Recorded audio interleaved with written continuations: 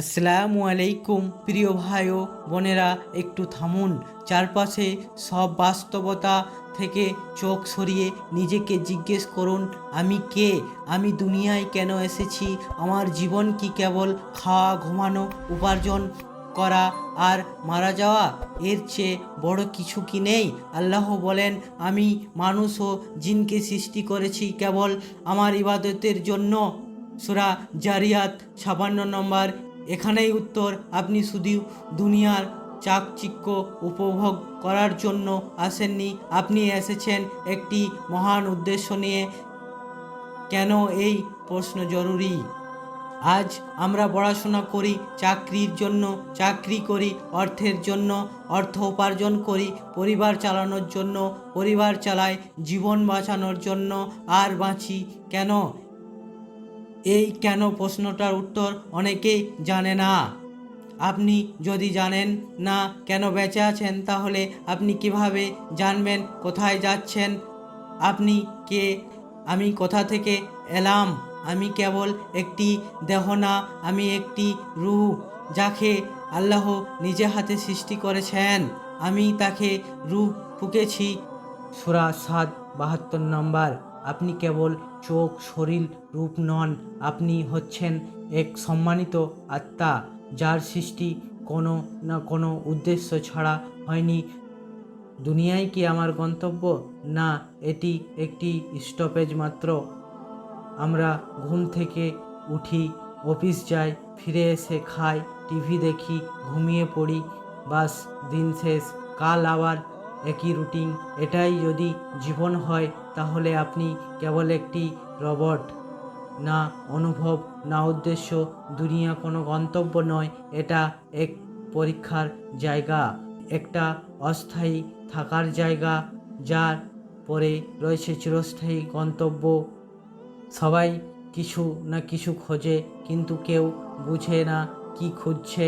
কেউ খুঁজছে টাকা, কেউ খ্যাতি, কেউ সম্পর্ক, কেউ ক্ষমতা। কিন্তু সব পাওয়ার পরেও কেন হৃদয়ে শূন্যতা থেকে যায়? আল্লাহ বলেন, যে আমার স্মরণ থেকে মুখ ফিরিয়ে নেয়, তার জীবন হবে সুসংকুচিত, বিষণ্ণ। সূরা তাহা 124 নম্বর। অর্থাৎ আল্লাহ ছাড়া জীবনে পূর্ণতা আসে না। আপনার জীবনের মানে জানতে চাইলে আল্লাহর কাছে ফিরে যান, কারণ তিনি আপনার স্রষ্টা। তিনিই জানেন কেন আপনাকে পাঠিয়েছেন। জীবনের আসল প্রশ্ন যদি আপনি এড়িয়ে যান, তাহলে আপনার পুরো জীবন হবে ভুল পথে পরিচালিত। প্রিয় ভাই, একটি শিশু কখনো নিজের জন্ম সম্পর্কে জানে না। একজন ছাত্র যদি না জানে কেন সে পড়ছে, একজন পথচারী যদি না জানে সে কোথায় যাচ্ছে, তাহলে সে কখনো ঠিকমতো চলতে পারবে না। ঠিক তেমনিভাবে একজন মানুষ যদি না জানে সে কেন পৃথিবীতে এসেছে, তাহলে জীবন শুধু মোহ, বাস্তব ও গন্তব্যহীন দৌড়। আল্লাহ কি বলেন এই প্রশ্নে? আমি মানুষ ও জিনকে সৃষ্টি করেছি কেবল আমার ইবাদতের জন্য। সূরা জারিয়াত 56 নম্বর। এখানে কোনো দ্বিধা নেই। সরাসরি ও স্পষ্ট ভাষায় আল্লাহ জানিয়ে দিয়েছেন, আপনার জীবনের উদ্দেশ্য হলো আল্লাহর ইবাদত। ইবাদত মানে কি শুধু সালাত, রোজা, হজ, জাকাত? না ভাই, ইবাদতের অর্থ অনেক গভীর। ইবাদত হলো এমন সব কাজ যা আল্লাহ ভালোবাসেন ও তুষ্ট হন। হোক তাবাজ্জিক, যেমন সালাত, দান, হজ, অথবা ভয়, ভালোবাসা, তাওয়াক্কুল। একজন মুসলিমের প্রতিটি মুহূর্ত হতে পারে ইবাদত, যদি সে আল্লাহর জন্য, আল্লাহর নিয়ম অনুযায়ী, আল্লাহর সন্তুষ্টি নিয়তে ঘুমানো, খাওয়া, কাজ করা, কথা বলা, এসব কিছুই ইবাদত হতে পারে যদি তা আল্লাহর জন্য করা হয়। তোমার জীবনে তিনটে স্তম্ভ আছে: স্রষ্টা, যিনি তোমাকে সৃষ্টি করেছেন, যিনি তোমাকে জীবন, রূহ, সময় আর সুযোগ দিয়েছেন, তুমি তার দাস। তিনি তোমাকে ডাকছে, ইয়া আইয়ুহাল নাস, মানে হে মানুষ। উদ্দেশ্যটা, যার জন্য আপনি দুনিয়ায় এসেছেন, আপনার প্রতিটা আমল যাচাই হবে।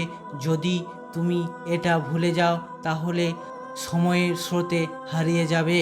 তোমার গন্তব্যটা হলো ফিরে যাওয়া আল্লাহর কাছে। আল্লাহ বলেন, তোমরা সবাই আমার কাছে ফিরবে। সূরা মাইদা 48 নম্বর। তুমি যেভাবেই জীবন কাটাও না কেন, একদিন আমাকে আল্লাহ সামনে দাঁড়াতে হবে।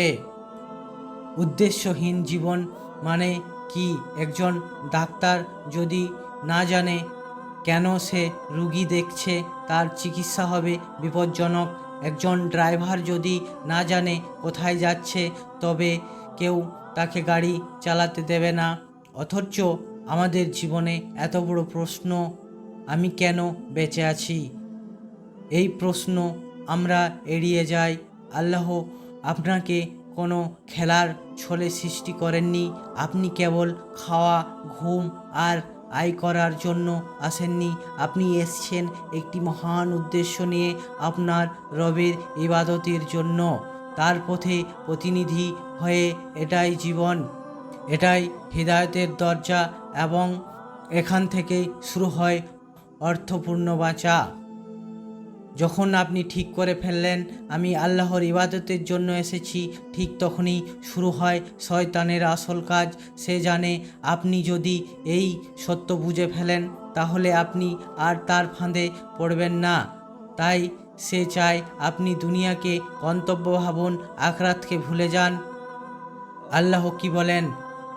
শয়তান তাদের কাছে তাদের কাজগুলোকে সুশোভিত করে দেয় এবং তাদের সঠিক পথ থেকে দূরে সরিয়ে রাখে। সূরা আনাম 43 নম্বর। শয়তান কখনো আপনাকে বলে না তুমি কুফরি করো, যে বলে আরেকটুকু আয় করো, আরেকটুকু জমাও, আরেকটুকু উপভোগ করো। শয়তানের ধোঁকার কয়েকটি রূপ। দুনিয়ার মোহ দিয়ে মূল উদ্দেশ্য ভুলিয়ে দেয়। আপনি কেবল টাকা জমাতে থাকেন, একটি চাকরি, একটি প্রমোশন, একটি গাড়ি, একটি বাড়ি, এই আরও চাই। এই চক্রান্তে পড়ে আপনি ভুলে যান যে একদিন সব ছেড়ে চলে যেতে হবে। আমলকে পিছিয়ে দিতে শেখায়, আর বয়স তো আছে, পরে নামাজ পড়ে নেব, তওবা এখন করলে আবার গুনাহ হয়ে যাবে। তো এভাবে আজ নয় কাল করতে করতে জীবন ফুরিয়ে যায়, গুনাহকে হালকা করে তোলে। এটা তো অনেকেই করছে। গান শুনলে কি হয়, এই একটা সম্পর্ক রাখলে বা কি হয়, গুনাহকে স্বাভাবিক বানিয়ে দেয়, আর ধীরে ধীরে হৃদয় কঠিন হয়ে যায়। দুনিয়াকে গন্তব্য ভাবলে কি হয়? আল্লাহ বলেন, যারা দুনিয়ার জীবনকে ভালোবাসে তারা আল্লাহর পথ থেকে সরে যায়। সূরা ইব্রাহিম 3 নম্বর। আপনি যে মসজিদে নামাজ পড়তেন, আজ সেই রাস্তার দোকান আপনাকে টানে। আপনি যে কোরআন পড়তেন, আজ সোশ্যাল মিডিয়া স্ক্রল আপনার সময় খেয়ে ফেলছে। আপনি দুনিয়াতে এতটাই ব্যস্ত হয়ে পড়েন যে আখিরাতের কথা শুনে বিরক্ত লাগে। এটা শয়তানের চূড়ান্ত জয়। যখন আপনি বলেন, আরে ভাই, দুনিয়াতে তো বাস্তবতা, আখিরাত তো দূরের কথা, অথচ মৃত্যু কত কাছে আর জাহান্নামের আগুন কত ভয়ানক। আপনি দুনিয়ার জন্য তৈরি নন, আপনি পবিত্র, আপনি সম্মানিত। আপনাকে সাজদার জায়গা বানানো হয়েছে দুনিয়ার মোহে পড়ার জন্য নয়। শয়তান চায় আপনি লক্ষ্য হারান, কিন্তু আল্লাহ চান আপনি নিজের আসল পরিচয় ফিরে পান। আপনার হৃদয় আল্লাহর জন্য তৈরি, এটাকে শয়তানের হাতে তুলে দেবেন না। জীবনের এক জটিল প্রশ্নের উত্তর নিয়ে মানুষ বহু পথ অবলম্বন করেছে, কেউ দর্শনকে, কেউ বিজ্ঞানকে, কেউ গানের ভাষায়, কিন্তু সেই প্রশ্নের সবচেয়ে পরিষ্কার, সবচেয়ে নির্ভুল উত্তর এসেছে নবীদের মুখে, আল্লাহর পক্ষ থেকে ওহীর আলোয়। আল্লাহ বলেন, প্রত্যেক উম্মতের মধ্যে আমি একজন রসুল পাঠিয়েছি, যিনি বলেন, তোমরা আল্লাহর ইবাদত করো আর ত্যাগ অর্থাৎ মিথ্যা উপাস্য থেকে দূরে থাকো। সব নবী সব যুগে সব জাতিকে একই দাওয়াত দিয়েছেন। তুমি কেন এসেছো সেটা বোঝো। তোমার রবকে চেনো, তার পথে ফিরে এসো। আদম আলাইহিস সালাম থেকে শুরু নবীদের এক ঐক্যবদ্ধ বার্তা। আদম আলাইহিস সালাম প্রথম মানব ও নবী। আল্লাহ নিজে হাতে সৃষ্টি করলেন, তাকে জ্ঞান দিলেন, জান্নাতে রাখলেন, কিন্তু শয়তানের ধোকায় তিনি ভুল করলেন। তারপর তওবা করলেন, আল্লাহ তাকে মাফ করে দিলেন। আদম তার রবের নিকট থেকে কিছু কথা শিখে নিলেন, আর আল্লাহ তওবা কবুল করলেন। সূরা বাকারা 37 নম্বর। এখানেই শিক্ষা, মানুষের দায়িত্ব ভুল নয়, দায়িত্ব হলো ভুল করে ফিরে আসা। নূহ আলাইহিস সালাম প্রায় 950 বছর ধরে দাওয়াত। মানুষ ভুলে গিয়েছিল তাদের উদ্দেশ্য। নূহ আলাইহিস সালাম দিনের আলোয় রাতের অন্ধকারে চুপিসারে ও প্রকাশ্যে বলতেন, তোমরা ক্ষমা চাও তোমাদের রবের কাছে, তিনি তো ক্ষমাশীল। সূরা নূরের 10 নম্বর। তিনি থামেননি, কারণ মানুষ যেন তার সৃষ্টির উদ্দেশ্য ভুলে না যায়। ইব্রাহিম আলাইহিস সালাম তাওহীদের আহ্বান। নিজের বাবাকে বলেন, হে আমার পিতা, কেন আপনি এমন কিছু উপাসনা করছেন যা শোনে না, যা দেখে না, আর কোনো উপকারও করে না। সূরা মরিয়ামের 42 নম্বর। তিনি আগুনে নিক্ষিপ্ত হন, দেশ ছাড়েন, তবু বলেন, আমি আমার মুখ ফেরালাম সেই সত্তার দিকে যিনি আকাশমণ্ডলী ও পৃথিবী সৃষ্টি করেছেন। সূরা আনামের 89 নম্বর। মুসা আলাইহিস সালাম জুলুমের বিরুদ্ধে তাওহীদের আওয়াজ। ফেরাউনের দরবারে দাঁড়িয়ে সাহস করে বললেন, তোমার মধ্যে কিছু অহংকার আছে, তুমি নিজেকে আল্লাহ দাবি করো, এসো আমি তোমাকে তোমার রবের পথে ডাকি। সূরা নাজিয়ার 18 থেকে 19। মুহাম্মদ সাল্লাল্লাহু আলাইহি সাল্লাম সর্বশেষ রসুল, সর্বজননী দাওয়াত। বলুন, তোমরা আল্লাহর ইবাদত করো, তাকে ভয় করো, আর আমার আনুগত্য করো। সূরা নূরের 54 নম্বর। তিনি মানুষকে স্মরণ করিয়ে দেন, এই জীবন ক্ষণস্থায়ী, তোমার রবের সামনে ফিরে যেতে হবে, সেই জন্য তোমার সব কিছু ঠিক করতে হবে। ভাই, ভাবুন, যদি নবীগণ শুধু নামাজ রোজা শেখাতে আসতেন, তাহলে ইতিহাসে এত বড় সংঘর্ষ হতো না। তারা এসেছিলেন জীবনের উদ্দেশ্য বদলে দিতে, মানুষকে আল্লাহর বান্দা বানাতে। নবীদের দাওয়াত কোনো গর্ব নয়, এটা এক বাস্তব আহ্বান যা আপনার জীবনকে গুরুত্বপূর্ণ করতে পারে। আপনি যদি তাদের পথ অনুসরণ করেন, তাহলে আপনি ভুল জীবন নয়, উদ্দেশ্যপূর্ণ জীবনের পথে হাঁটবেন। তারা এসেছে আপনাকে বলতে, আপনি দুনিয়ায় এসেছেন কিছু হয়ে যাওয়ার জন্য নয়, বরং আল্লাহর কাছে কিছু হয়ে ফিরে যাওয়ার জন্য। হেদায়েত এমন কিছু নয় যা আপনি বই পড়ে বুঝে ফেলবেন না, এটা কেবল শুনে পাওয়া যায়। হেদায়েত এক আলো যেটা আল্লাহ নিজে যার অন্তরে চান সেখানে ঢুকিয়ে দেন।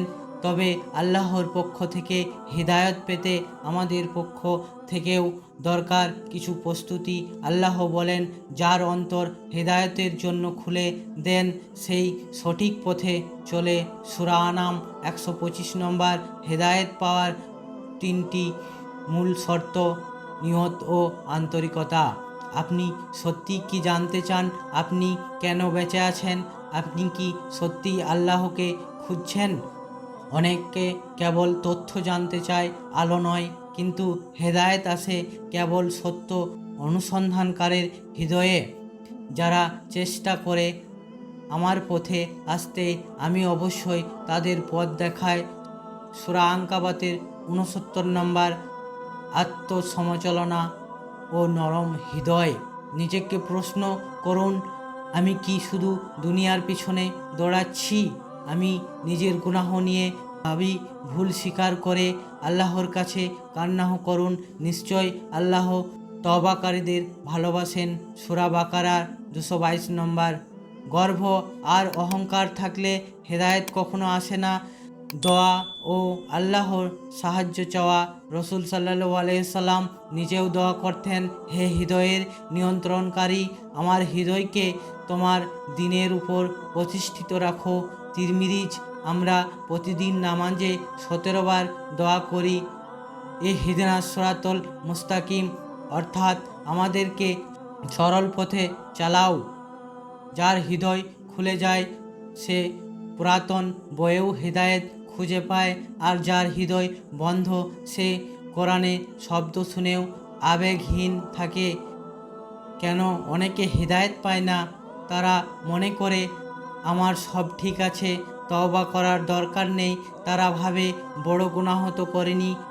আবার কেউ ভাবে আমার অবস্থা তো এমনি বদলানো সম্ভব না। এসব বিভ্রান্তের ধারণায় হেদায়েতের দরজা বন্ধ করে দেয়। আল্লাহ বলেন, আমি তাদের হৃদয় ও কানে মোহর মেরে দিয়েছি। সূরা বাকারার 7 নম্বর।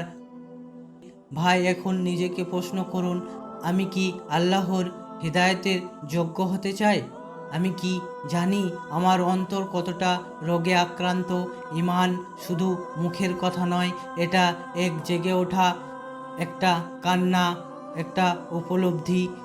হৃদায়ত কোনো বাহারি শব্দ নয়, এটা এক আলো, এটা জাগরণ, যা তখনই আসে যখন আপনি সত্যি আল্লাহকে খুঁজতে থাকেন। যদি আপনি হেদায়েত চান তবে অন্তরের দরজা খুলে দিন আর বলুন, হে আল্লাহ, আমি হারিয়ে এসেছি, আমাকে পথ দেখান। একটি জীবন যা শুরু হয়েছিল, যা সম্ভাবনা নিয়ে, যা গঠিত হয়েছিল রূহ দিয়ে, যার জন্য আল্লাহ ফেরেশতা পাঠিয়েছেন, কিতাব পাঠিয়েছেন, রসুল পাঠিয়েছেন, সেই জীবন যদি কাটে গানে, গেমে আর ফানে, তাহলে এর শেষ কেমন হবে? আল্লাহ বলেন, তাদেরকে দুনিয়ার জীবন ধোঁকায় ফেলেছে। তারা দুনিয়াকে খেলাধুলা মনে করে আর আখরাতকে ভুলে গেছে। সূরা আনামের 70 নম্বর। কোরআনের ভাষায় এটা কেবল ভুল নয়, এটা ভয়ানক গাফলতি। আজকের জীবন কেমন? ঘুম থেকে উঠে ফোন, খাবার সময় ইউটিউব, সময় কাটছে নেটফ্লিক্স, রিলস আর গেমে। ঈমান, আখরাত, নামাজ এগুলো সময় থাকলে এমন জীবনেই একদিন মৃত্যু এসে কড়া নাড়ে, তখন বলে, হায় যদি আরেকটা সুযোগ পেতাম।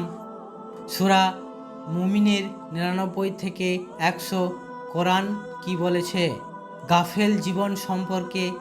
তারা ভুলে গিয়েছিল আল্লাহকে, তারা আল্লাহকে ভুলে গেছে, আর আল্লাহ তাদেরকে নিজেদেরকেও ভুলিয়ে দিয়েছেন। সূরা হাসরের 19 নম্বর। মানুষ নিজেদের মর্যাদা হারায় যখন সে নিজের স্রষ্টাকে ভুলে যায়।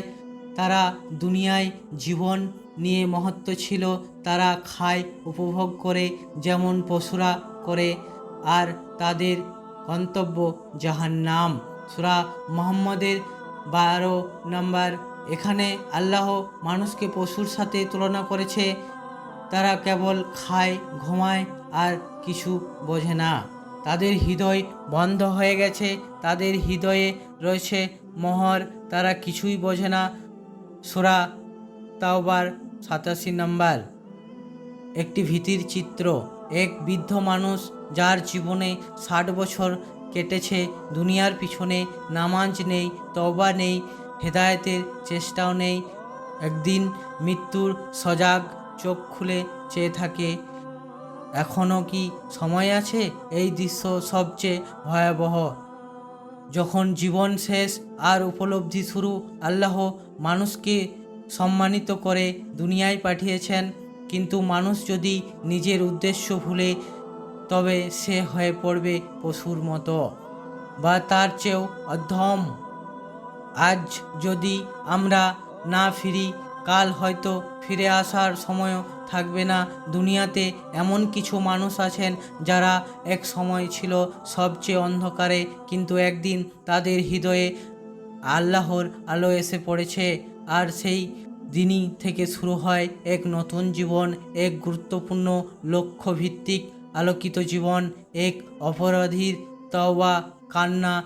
এক সময় এক যুবক নেশা করত, হারাম সম্পর্ক, গানের জগতে ডুবে নামাজ রোজা কোরআন সব ভুলে একদিন হঠাৎ তার ঘরে মৃত্যু হয় ছোট ভাইয়ের। সাদা কাফনে মড়ানো ভাইয়ের নিথর দেহ দেখে সে বলে ওঠে, আমাকেও একদিন এমনিই যেতে হবে, কিন্তু আমি তো প্রস্তুত না। সেদিনই থেকে সে কেঁদে কেঁদে তওবা করে নামাজ শুরু করে। আজ সেই মসজিদের ইমাম মানুষের হৃদয় কাঁদায় কোরআনের তেলাওয়াত দিয়ে। আল্লাহ বলেন, তারা যখন আমার আয়াত শোনে তখন কাঁদতে কাঁদতে সিজদায় পড়ে যায়। সূরা মারিয়াম 58 নম্বর। এক বোনের হিজাবের পথ চলা। একজন বোন ফ্যাশন, সোশ্যাল মিডিয়া, ট্রেন্ড, এই ছিল তার পরিচয়।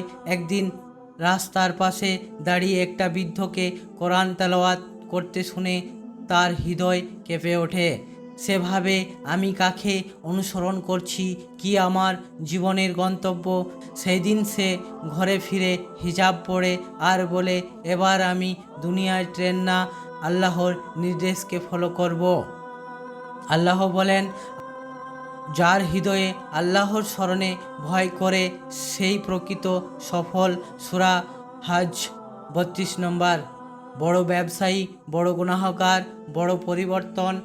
একজন ধনী ব্যক্তি, রেস্টুরেন্ট, ব্যবসা, বিদেশ ভ্রমণ, হারাম রোজগার, সুদ, মদ সব ছিল। একদিন হঠাৎ ব্রেন স্ট্রোক করে কমায় চলে যান। মৃত্যুর কাছাকাছি গিয়ে সে ফিরে পায় চিন্তা, আমি কি রেখে যাচ্ছি? কে আছে আমার পাশে? কবরে আল্লাহ তাকে ফিরান। সে জীবিত ফিরে আসে, সুদ ছেড়ে দেয়, হালাল ব্যবসায় ফিরে আসে। আজ সে কোরআন তাফসিরের ক্লাস নেয় নিয়মিত। আল্লাহ বলেন, আল্লাহ যাকে চান তাকে আধার থেকে আলোর দিকে নিয়ে আসেন। সূরা বাকারা 257 নম্বর। ভাই, একবার ভাবুন, এই গল্পগুলো কি কল্পনা? না ভাই, এগুলো বাস্তব। যদি একজন নেশাগ্রস্ত বদলে যেতে পারে, তাহলে আপনি কেন পারবেন না? যদি একজন নারী ফ্যাশন জীবন থেকে ইখলাসের পথে আসতে পারে, তাহলে আপনি কেন পারবেন না? আল্লাহ তো শুধু এক শ্রেণী মানুষের জন্য নয়, তিনি রাব্বুল আলামিন। যারা সত্যি চায় তাদের আল্লাহ পথ দেখান, যারা হারিয়ে যায় তাদের জন্য আল্লাহ অপেক্ষা করেন, যদি তারা ফিরে আসে একদিন। আপনি যদি চান, আজই হয়ে যেতে পারে সেই মুহূর্ত যখন অন্ধকার থেকে বেরিয়ে আসবেন হিদায়াতের পথে। হিদায়াতের আলো দেখার পর সবচেয়ে গুরুত্বপূর্ণ প্রশ্ন হলো, আমি এখন কি করব? কেবল কাঁদা, আবেগ, ভিতরের চিন্তা এগুলো যথেষ্ট নয়। বদল আনতে হলে দরকার বাস্তব পরিকল্পনা, নিয়মিত চর্চা, সঠিক পরিবেশ এবং সবর। আল্লাহ বলেন, তোমরা নিজেদেরকে এবং তোমাদের পরিবেশকে আগুন থেকে রক্ষা করো। সূরা তাহরিম 6 নম্বর। অর্থাৎ তোমার বদল কেবল তোমার না, তোমার চারপাশকেও আলোকিত করবে। একটি 5 ধাপে হিদায়াতি পরিকল্পনা নিয়ত ঠিক করুন। আমি আল্লাহর জন্য বদলাবো। লোক দেখানো বদল টেকে না, কেবল আবেগ সর্বস্ব বদল স্থায়ী হয় না। বলুন, হে আল্লাহ, আমি আপনার জন্য নতুন জীবন শুরু করছি। নিশ্চয় কাজের ফলাফল নিয়তের উপর নির্ভর করে। সহিহ বুখারী। এক নামাজকে জীবনে কেন্দ্র করে আসুন। সালাত হচ্ছে আল্লাহর সাথে যোগাযোগের প্রথম সোপান। দিনের 5টি সময়ে নিজের নিয়ত, ভয় ও হতাশা তুলে ধরুন। নামাজ ঠিক হলে বাকি জীবনও নিজে থেকে গঠিত হবে। নামাজ মানুষকে অশ্লীলতা ও গুনাহ থেকে দূরে রাখে। সূরা আনকাবুত 45 নম্বর। প্রতিদিন অন্তত 10 মিনিট কোরআনের সাথে সময় কাটান। পড়ুন, শুনুন, বুঝুন।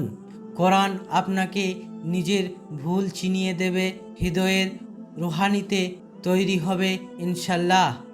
এই কোরআন এমন, যার হৃদয়ে রোগের আরোগ্য ও মুসলিমদের জন্য হিদায়াত। সূরা ইউনিস 57 নম্বর। পরিবেশ বদলান, সঠিক মানুষের সঙ্গে চলুন যারা দুনিয়ার মোহে পড়ে নেই, যারা আপনাকে আল্লাহর কথা মনে করায়। আপনার বন্ধুরা আপনাকে জান্নাতেও নিয়ে যেতে পারে, জাহান্নামেও নিতে পারে।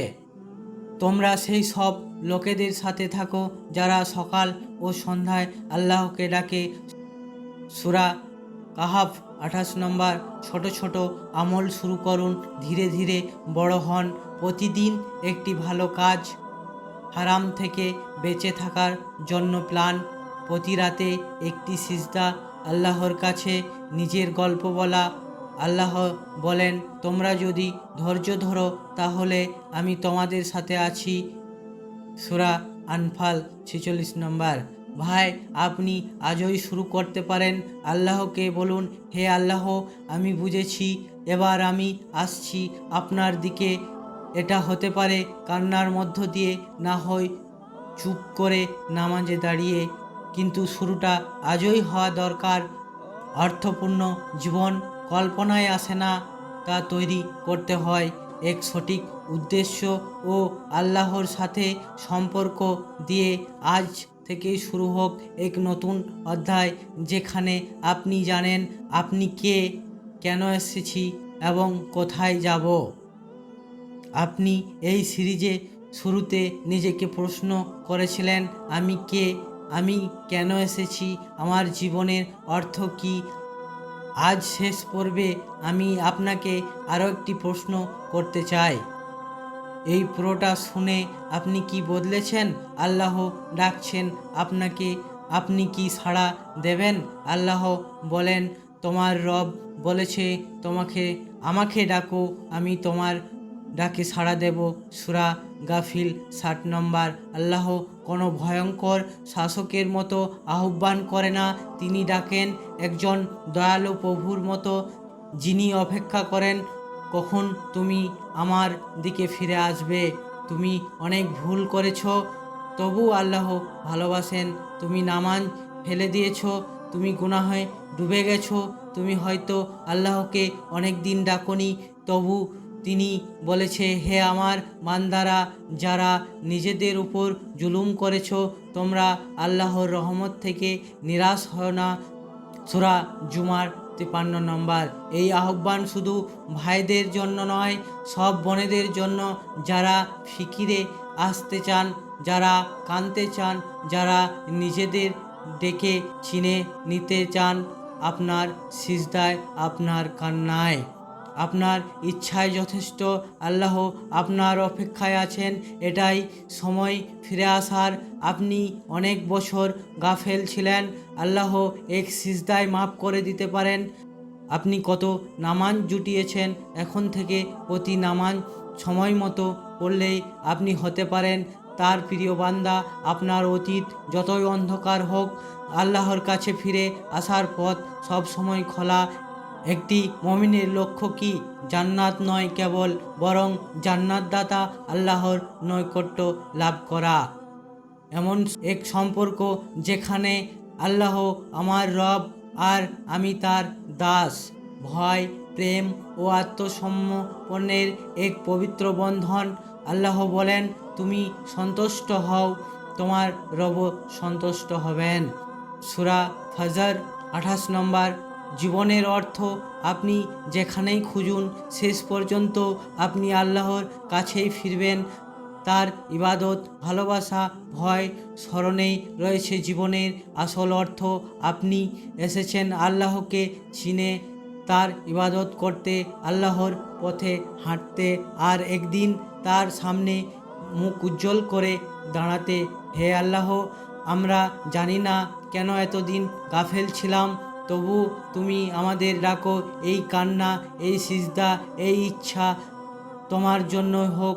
তুমি আমাদের বদলে দাও, তুমি আমাদের ক্ষমা করো, আর তুমি আমাদের জান্নাতে তুলে নাও। আমিন। ইসলামিক কিতাব চ্যানেলের পক্ষ থেকে অন্তরের আহ্বান। এই সিরিজে যদি আপনার হৃদয়ে আলো জ্বালায়, তাহলে কেবল দেখেই থেমে যাবেন না, একটা লাইক দিন যেন এই আলো ছড়িয়ে পড়ে। কমেন্ট করুন আপনি কি অনুভব করলেন, শেয়ার করুন আপনার প্রিয়জনদের। হিদায়াত হোক। নিয়মিত ইসলামিক সিরিজ পেতে সাবস্ক্রাইব করুন। দেখা হবে আরও একটি নতুন এবং দারুণ ভিডিওর সাথে। ততক্ষণ খোদা হাফেজ।